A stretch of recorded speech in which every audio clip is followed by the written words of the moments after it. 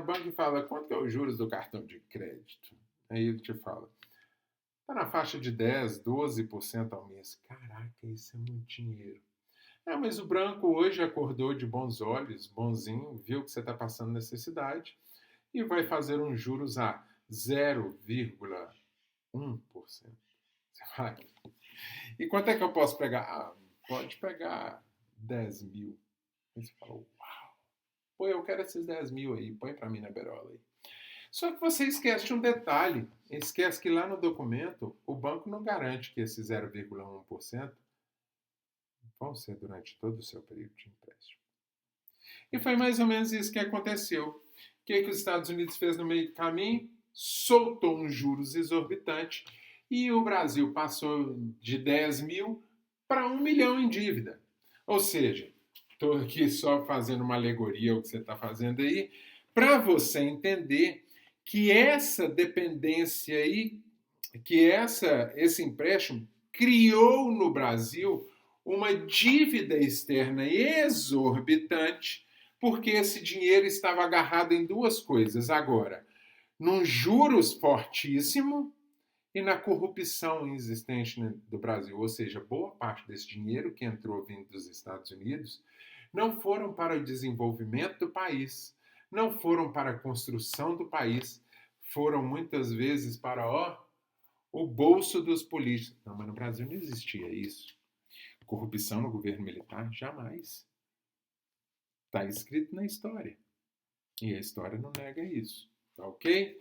Então, essa industrialização estrangeira, junto com esses juros exorbitantes, junto com a corrupção, vai quebrar diversas empresas dentro do Brasil.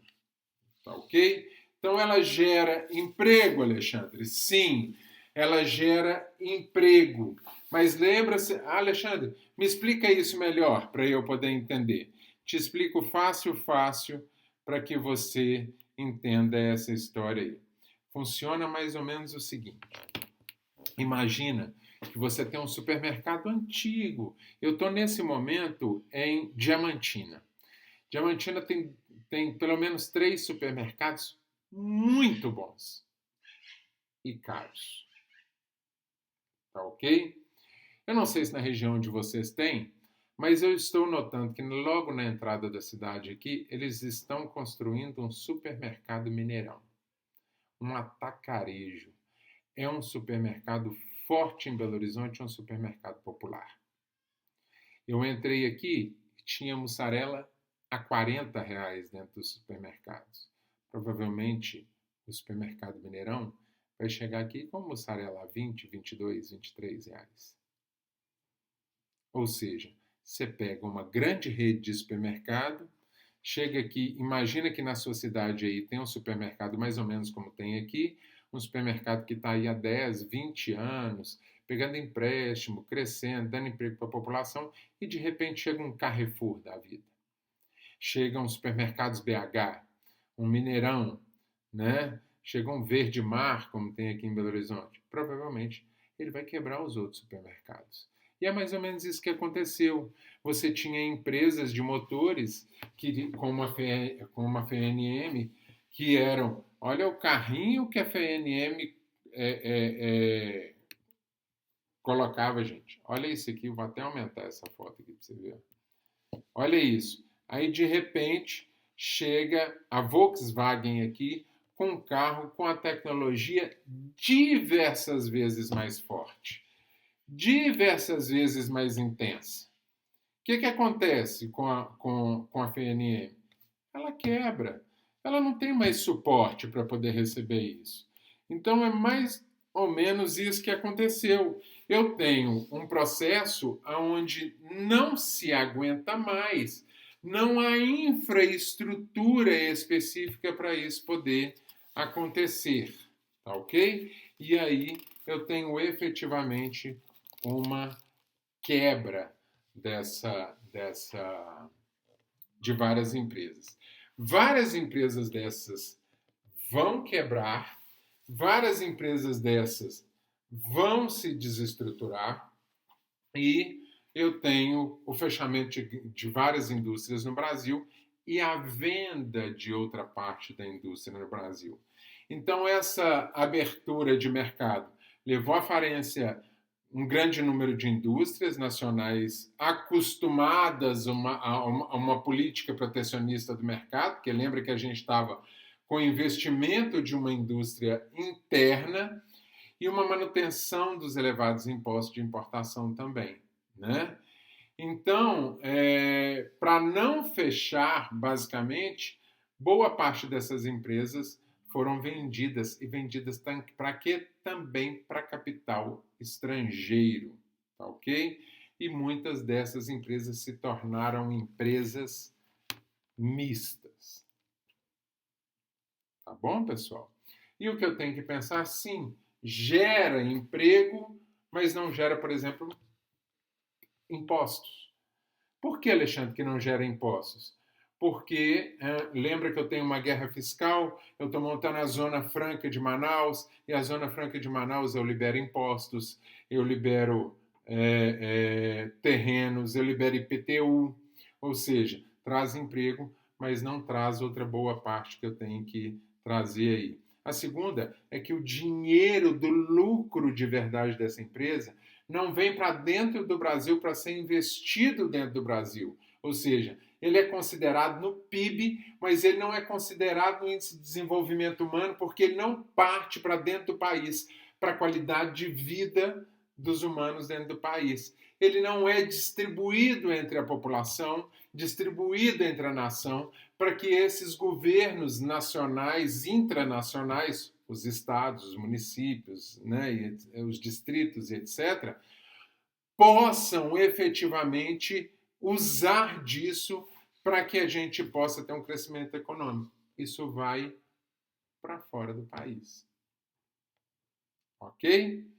Então, para que eu não feche efetivamente, e aí a gente começa, gente, a ter um governo neoliberal que tem um outro olhar agora. O olhar agora é o Estado não intervém mais e nós vamos efetivamente privatizar. Então tem uns caras doidão aí da cabeça dizendo, por exemplo, que o Fernando Henrique Cardoso promoveu um governo de esquerda.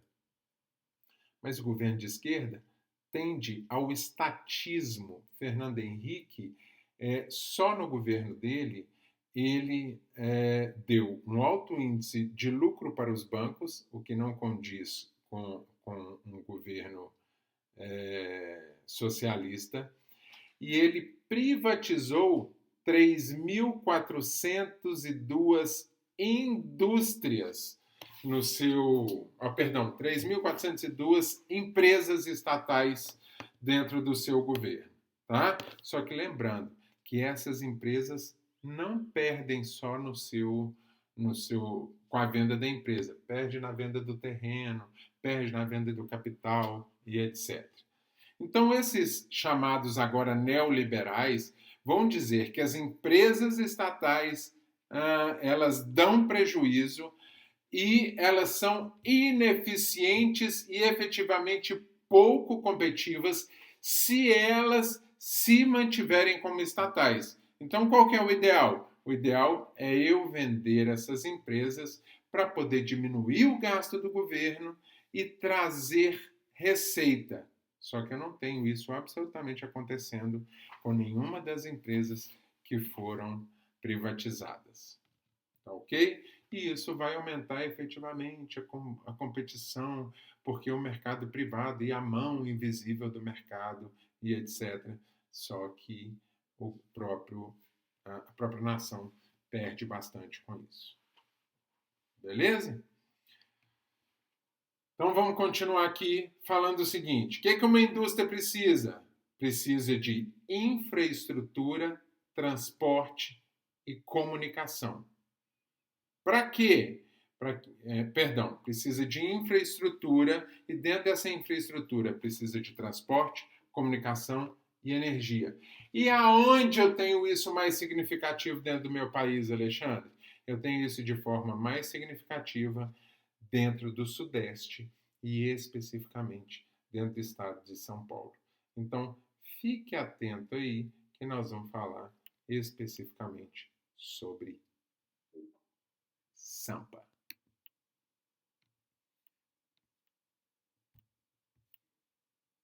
Então, pessoal, se a gente tiver um olhar, então, sobre a indústria do Brasil, nós vamos entender o seguinte. Na atualidade, a gente está tendo perda, efetivamente, da indústria no Brasil. Vocês me desculpem o brilho das janelas ali atrás, mas eu não vou fechar, não, senão vai ficar muito abafado aqui, tá? E vai ficar escuro, né? A gente não quer escuridão. Eu estou trabalhando em pé, eu estou cansado de ficar sentado, mas eu vou me manter desse jeito aqui, ok?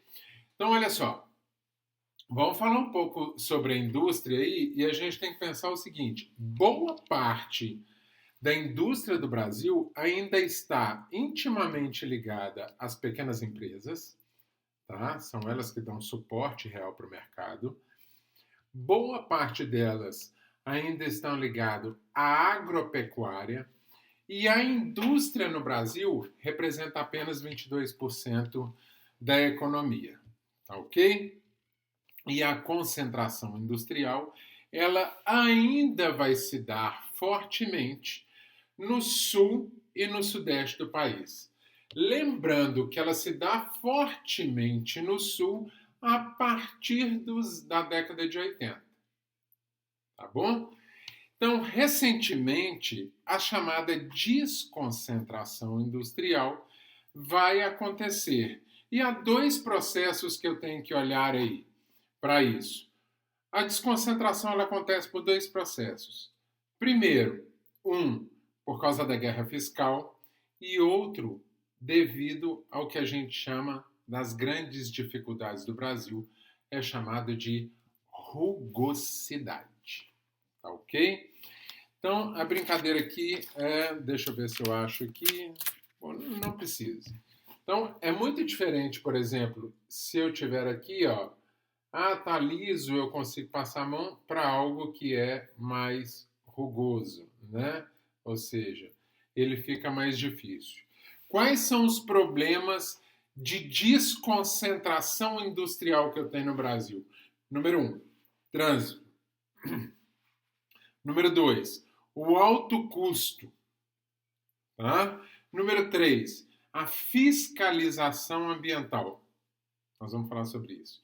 E número 4, sindicatos.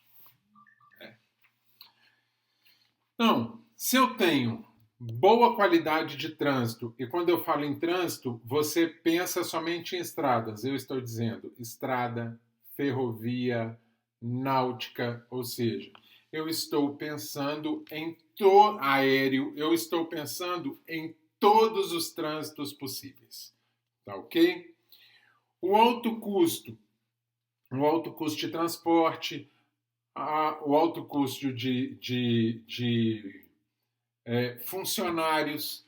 Então, se eu tenho uma legislação trabalhista muito forte, automaticamente eu tenho um pouco mais de redução nesse processo de industrialização. É por isso que o novo governo faz uma tentativa de retirada dos direitos trabalhistas, porque os direitos trabalhistas excessivos atrapalham o sistema capitalista a se desenvolver.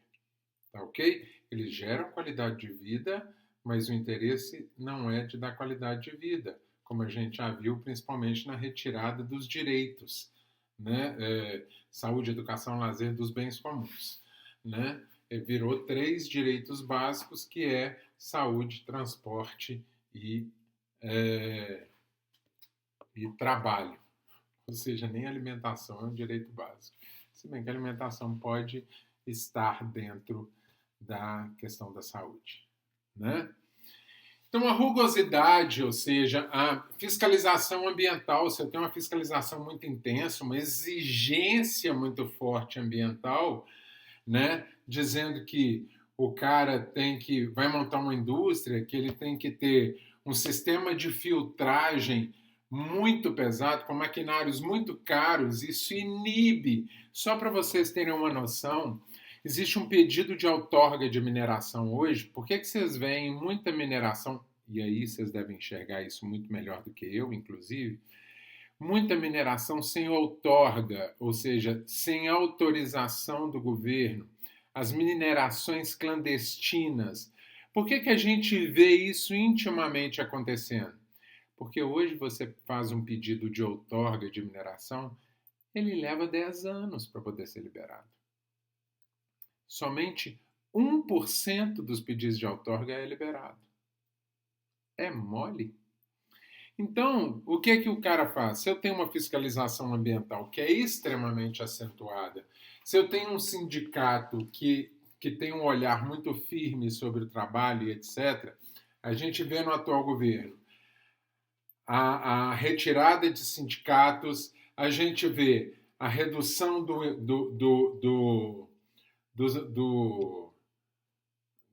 da fiscalização ambiental, a gente vê a retirada dos direitos trabalhistas. Isso para quê? Para eu reduzir a rugosidade, ou seja, para eu diminuir essa dificuldade que esses países podem ter em colocar as suas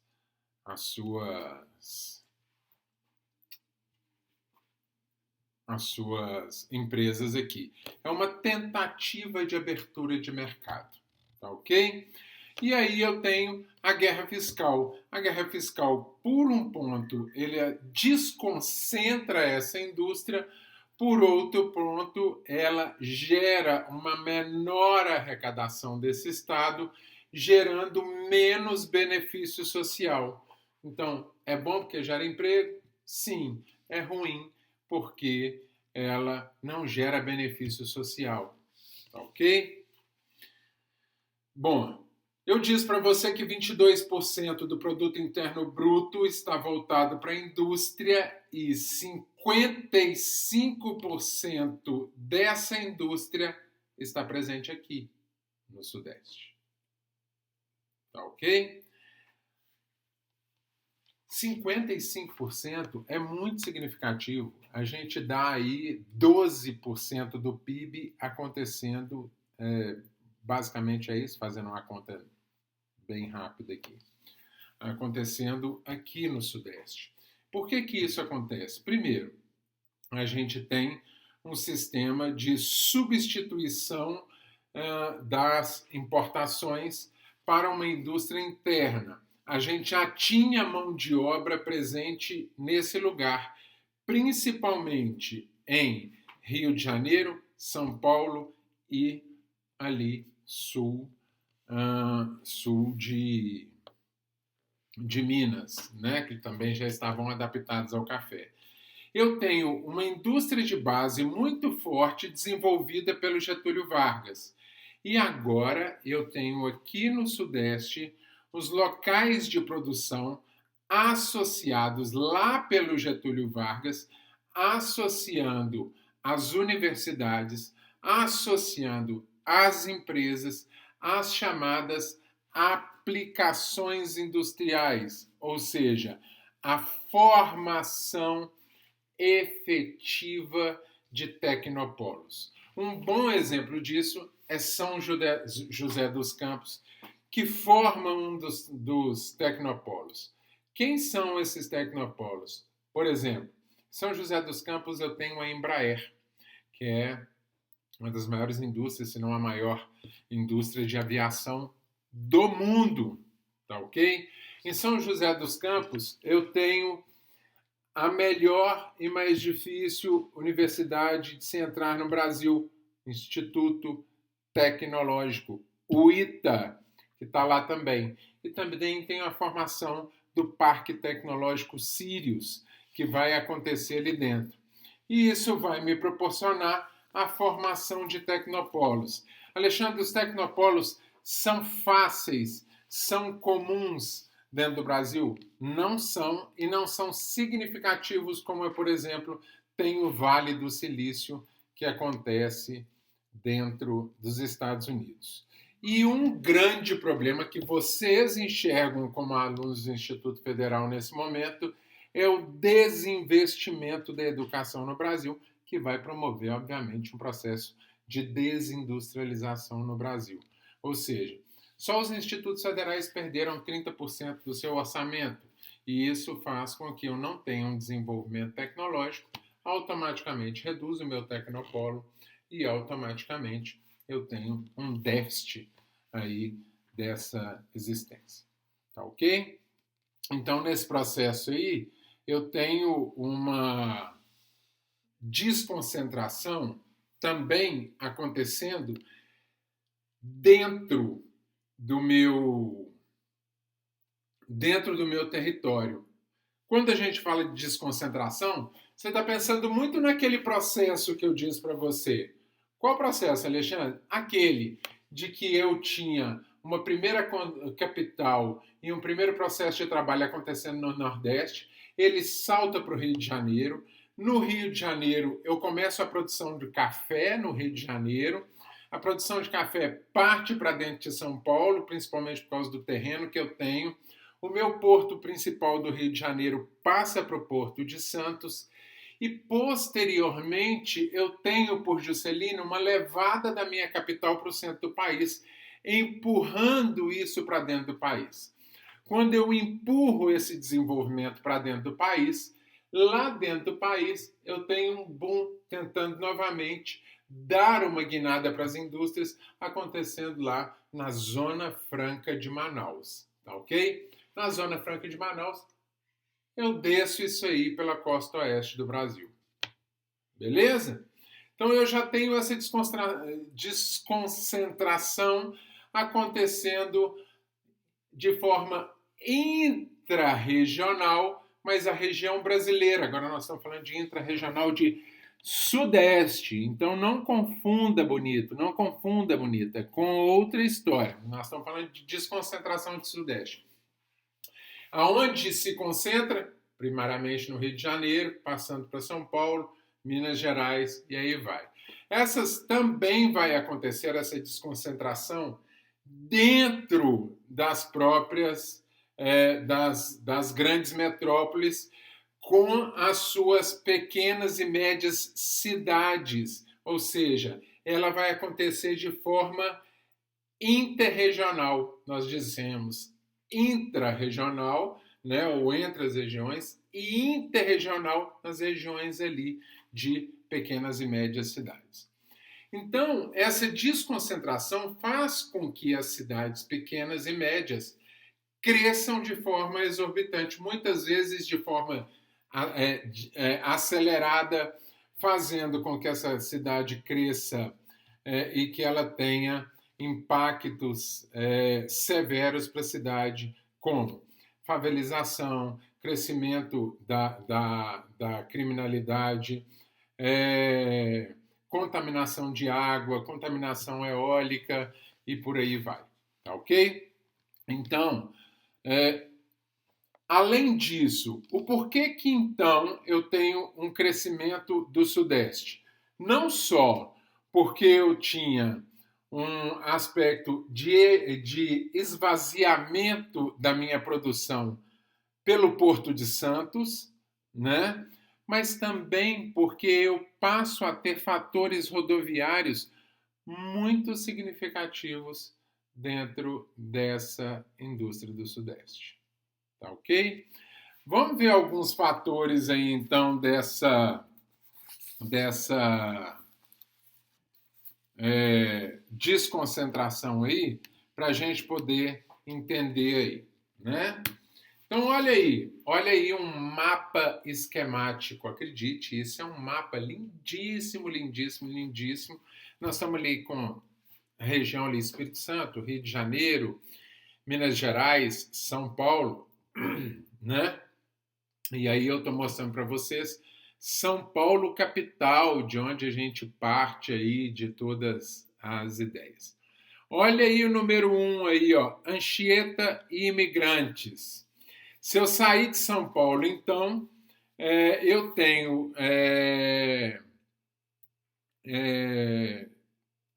eu tenho as rodovias e na beira dessas rodovias, ou na beirola, como eu costumo brincar aí com vocês, né, na beirada das rodovias, dessas rodovias, eu vou encontrar principalmente plantação de cana, porque é tradicional da região, as plantações de eucalipto, que são muito originárias desse período de industrialização que a gente precisa, e as próprias indústrias. Tá ok? Então, se eu for caminhar para a minha saída 1 aí, ó, eu vou caminhar para o litoral santista, para a região aí de Cubatão, Praia Grande. Eu vou ter o eixo que a gente conhece comumente como Anchieta e Imigrantes. Tá bom? Eu vou passar pelo antigo ABC. E muita gente sempre falava assim: o ABC é Abastecimento Brasileiro Comercial. Não. ABC começa com santo lá, ó. ABC Santo André, São Bernardo e São Caetano.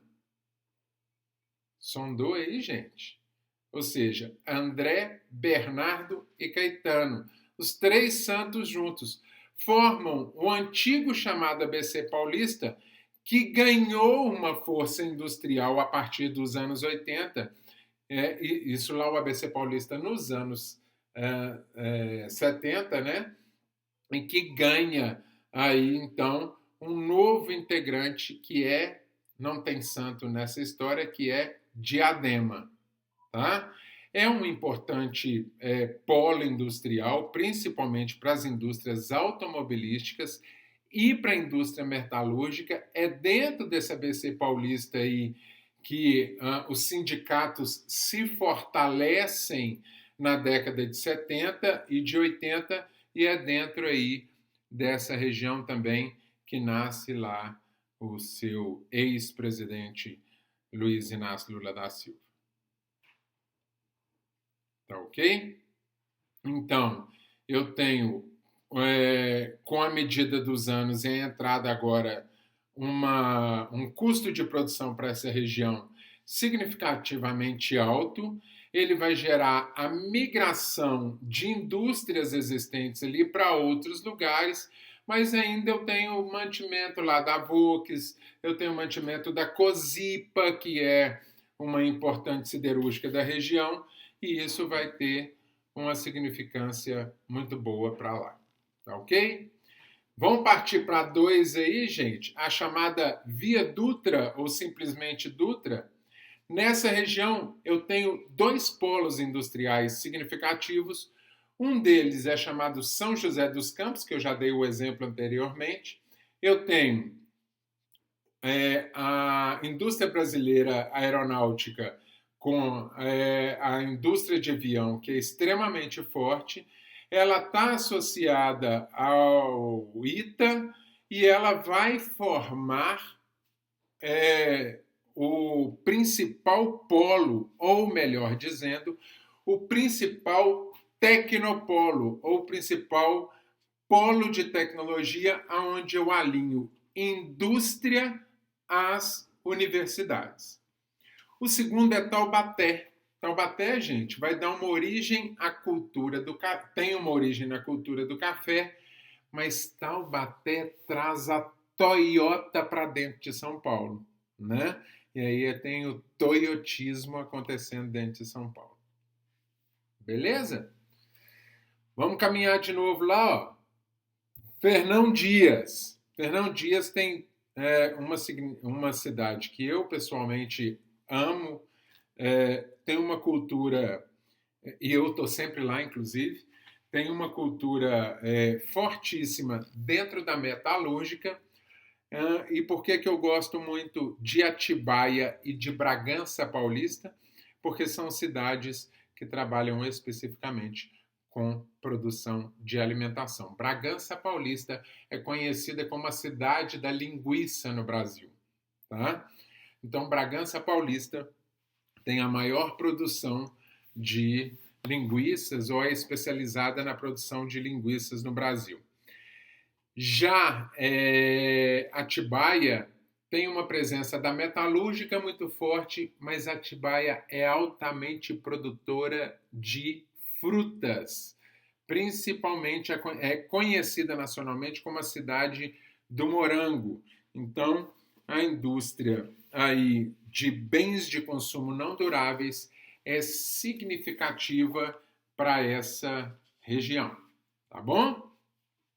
Rota dos Bandeirantes Anhanguera, a rota 4 aí, ó, ou também chamada de Eixo Bandeirantes e Anhanguera. Tem a importância da cidade aí para quem gosta de tecnologia, ó, gente. Campinas é considerada a terra da informática e ela vai formar um tecnopolo significativo para essa área, principalmente alinhada à Universidade Unicamp, tá? Uma das maiores universidades, está dentro das 3 maiores, para mim está dentro das 6 maiores universidades do Brasil, a Unicamp.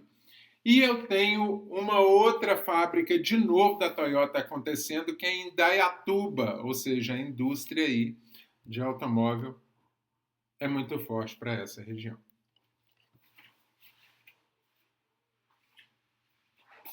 Por último, gente, na Rota 5 eu tenho Castelo Branco e Raposo Tavares, com Sorocaba, Ourinhos, Assis e Presidente Prudente.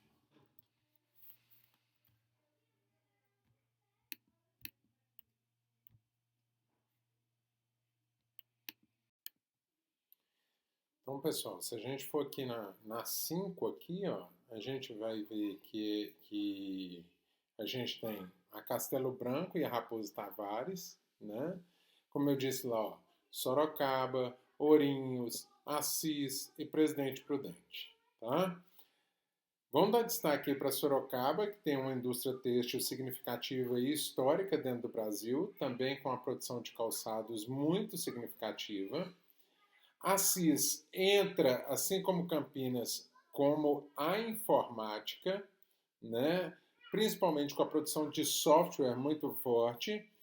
E a gente tem Presidente Prudente, tá?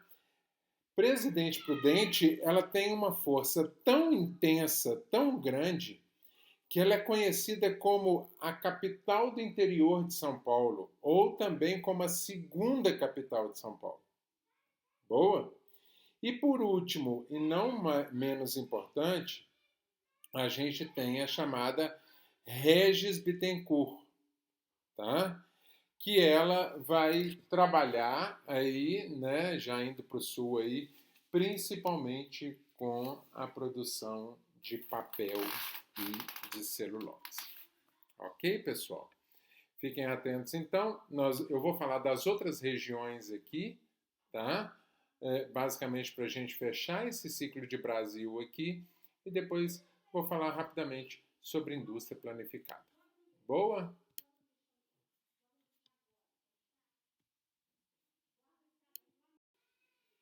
Então, pessoal, vamos falar um pouquinho aqui sobre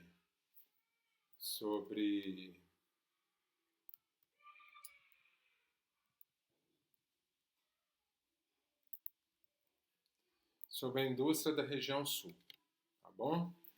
Então, o que eu tenho que entender? A região sul, apesar dela ser a região que menos cresce industrialmente, ela tem um histórico muito significativo, como a gente já falou, principalmente a partir da década de 80. Isso por quê?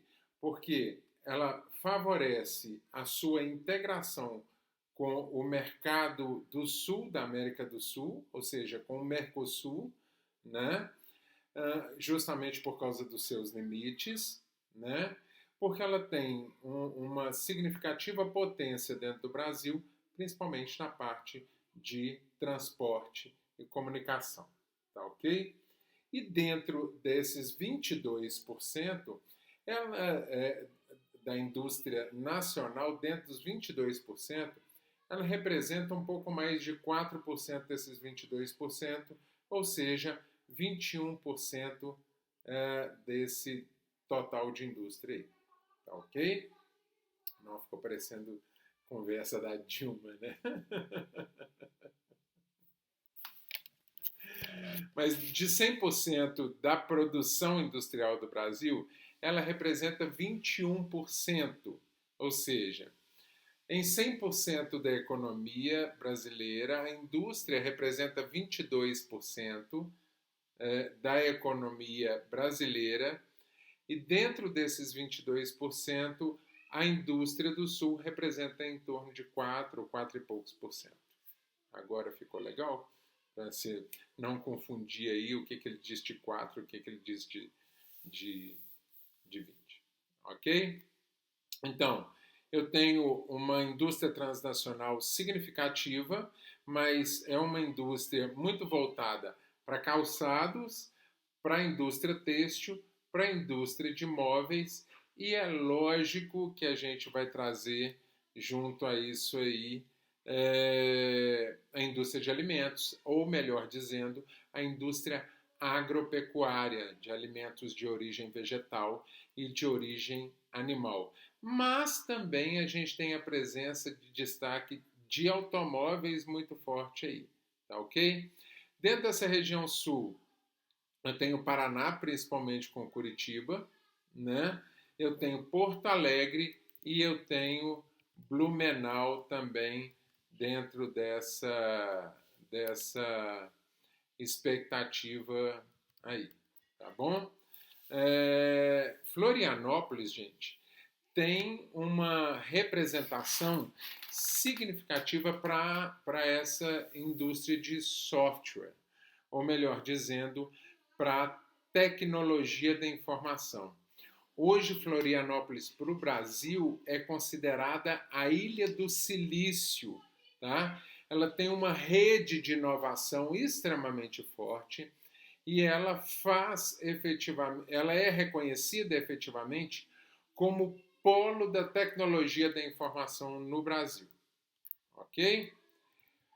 Bom, se a gente falar então de indústria no Nordeste, a gente vai entender que eu tenho uma zona da mata, que é uma zona da mata litoral no Nordeste extremamente forte.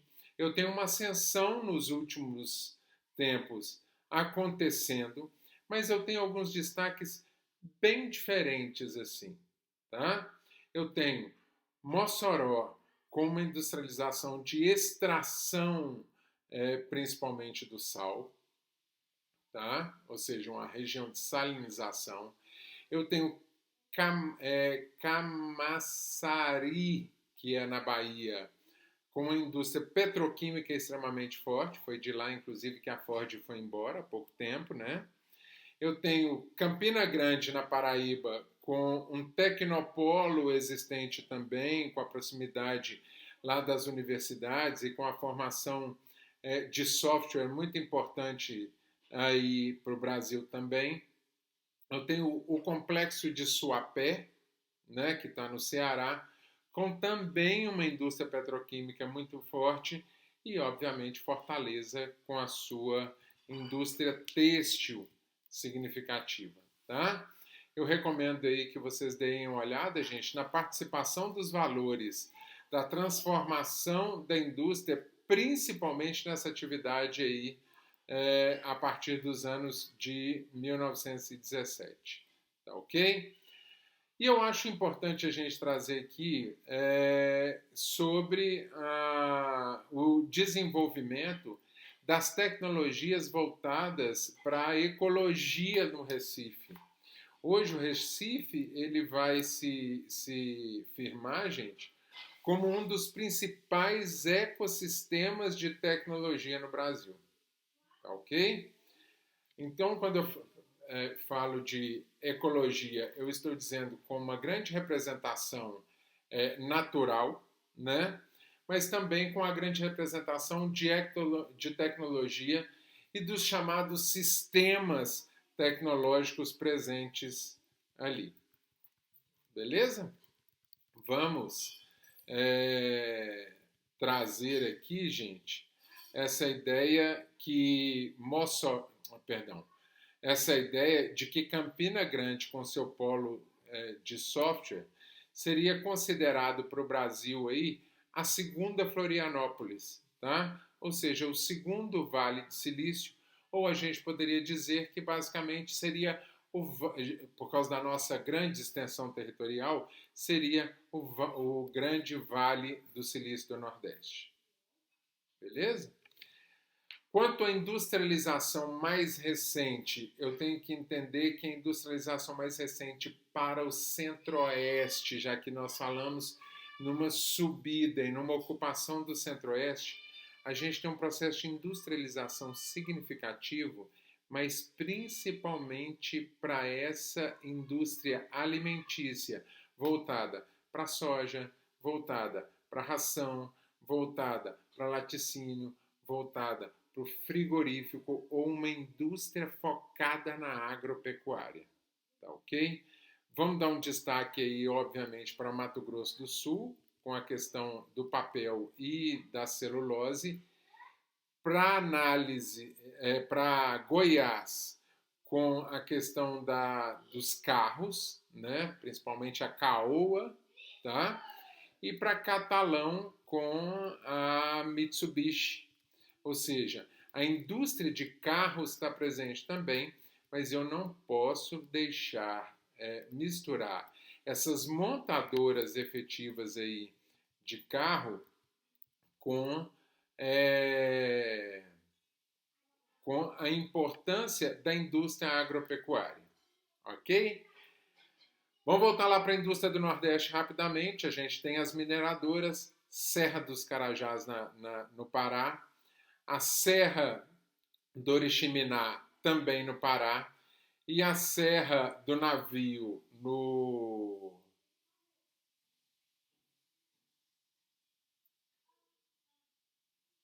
Ó, deu um branco. Tá. Pesquisei a Serra do Navio. E as siderúrgicas metalúrgicas que vão acontecer fortemente dentro do Pará, principalmente em Albrás. Tá, gente? Agora, aonde nasceu essa história? Essa história vai nascer principalmente lá no governo militar, tá ok? E qual que é esse mercado voltado? Esse mercado é voltado principalmente para as maquiladoras, tá? E eu tenho que entender que a isenção fiscal nessa região é algo significativo. Então, muita gente me pergunta aqui, por que eu tenho eu tenho um polo industrial tão significativo nessa região, mas eu não tenho um desenvolvimento social tão significativo? Basicamente, que boa parte desse dinheiro vai para fora do país e eu não tenho uma significância de impostos sendo retirados nessa região. Só para vocês terem uma noção, gente, a isenção de impostos nessa região foi dada para 100 anos. Ou seja, eu tenho até 2073, 2073, já ia falar 2074. Eu tenho até 2073 de isenção de impostos nesse local e possivelmente essa isenção de impostos ela vai continuar durante um bom tempo. Beleza? Deixa eu ver se tem mais alguma coisa que a gente vai tratar nessa questão dessa industrialização aí. Acho que a gente vai